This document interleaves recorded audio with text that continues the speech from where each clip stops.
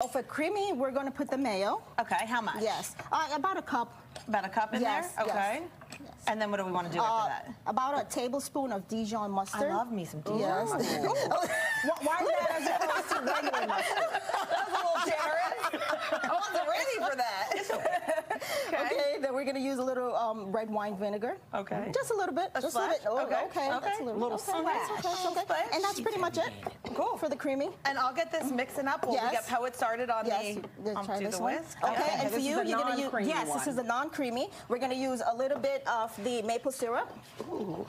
Okay. And add a little celery seed to that. To this? Yes. Okay. And then we're going to add the red wine vinegar on this splash? one. Just a splash. Be careful. So less than I like my shots. Okay. Yes. And a little bit of herbs. I think this is, somebody thought of me. Herbs are in there. Just Secret ingredient. Sometimes you got to keep the sauce a secret. Thyme, basil. My future husband might be watching. It's the secret sauce, baby. Ooh. You want to surprise him? Just a little bit. Okay, so. And then we're going to add a little celery seed.